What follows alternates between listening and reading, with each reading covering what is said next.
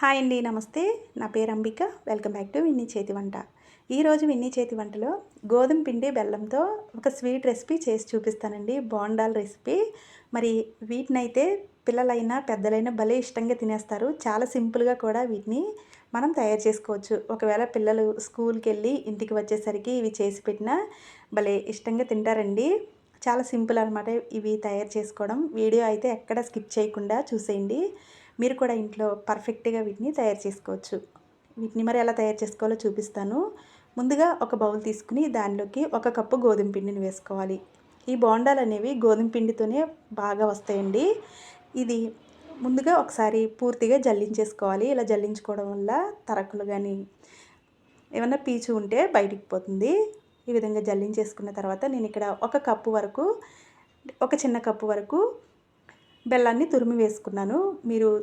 మనం ఒకసారి ఈ విధంగా కలిపేసుకున్న తర్వాత బెల్లం సరిపోయింది లేనిది కూడా తర్వాత వేసుకోవచ్చండి. మీరు తినే స్వీట్ని బట్టి. నాకైతే ఇది కరెక్ట్గా సరిపోయింది. తర్వాత దీనిలో కొద్దిగా సాల్ట్ని ఇలా 1/2 టేబుల్ స్పూన్ వరకు వంట సోడాను కూడా వేసుకుని ఒకసారి కలిపేసుకోవాలి. వంట సోడా వేయటం వల్ల ఈ బోండాలు అనేవి చక్కగా ఉబ్బుతాయి. ఈ విధంగా ఒకసారి పూర్తిగా కలిపేసుకున్న తర్వాత దీనిలో కొద్దిగా నీళ్లు పోసుకుంటూ పిండిని మరీ గట్టిగా కాకుండా మరీ లూజ్గా కాకుండా కొద్దిగా నీళ్ళు పోసుకుంటూ కలుపుకోవాలి. ఒకవేళ బెల్లం అనేది కొద్దిగా పూర్తిగా నలగకపోయినా మనం పిండి కొద్దిసేపు నానబెడతాం కాబట్టి ఆ నానిన టైంలో బెల్లం అనేది కరిగిపోతుందండి. ఈ విధంగా సరిపడా వీడియోలో చూపిస్తున్నట్లు ఈ విధంగా బోండాలు వేయడానికి ఇలా ఉంటే సరిపోతుంది. పిండి అనేది ఇలా కొద్దిసేపు ఒక పావు గంట 20 నిమిషాలు పక్కన పెట్టేసుకోవాలి. ఇలా నానేటప్పుడుకి ఒకవేళ బెల్లం గెడ్డలు ఏమన్నా ఉన్నా కూడా కరిగిపోతాయండి. ఇలా నానబెట్టుకుంటే మనం బోండాలు అనేవి పర్ఫెక్ట్గా వేసుకోవచ్చు. ఇలా ఒక పావు గంట ఆగిన తర్వాత మీకు చూపిస్తున్నాను. చూసారు కదా, బెల్లం కూడా ఇప్పుడు చక్కగా కరిగిపోయింది, ఉండలేమి లేకుండా.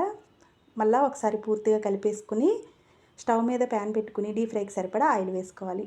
ఇలా ఆయిల్ బాగా వేడైన తర్వాత ఇలా కొద్దిగా బోండాలకి మీరు ఏ సైజులో చేసుకుంటారో బోండంని ఆ సైజులో పిండి తీసుకుని ఈ విధంగా ఒక్కొక్కటిగా వేసేసుకోవాలి.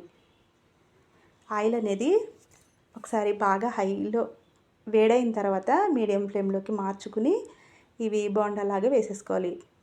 ఎక్కువ హైలో పెడితే పైన మాడిపోతుందండి, లోపల వేగకుండా పచ్చిగా ఉంటుంది. కాబట్టి ఫ్లేమ్ని మీడియంలో పెట్టుకుని ఇవి కొద్దిగా స్లోగా వేయించుకోవాలి.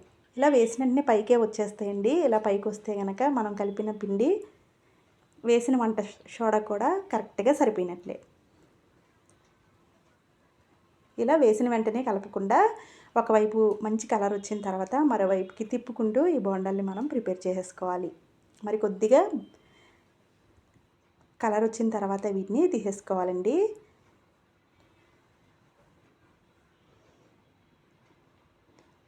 ఇవైతే ఈ కలర్ వస్తే సరిపోతుంది. ఇప్పుడు వీటిని ఒక ప్లేట్లోకి అయితే తీసేసుకోవచ్చు. ఇవి వేడిగా కన్నా కొద్దిగా చల్లారిన తర్వాత తింటే భలే రుచిగా ఉంటాయి.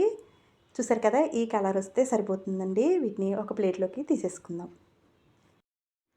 ఇవి లోపల వరకు చక్కగా వేగాలి అంటే ఫ్లేమ్ని మీడియంలో పెట్టుకుని వీటిని మనం డీప్ ఫ్రై చేసుకోవాలి.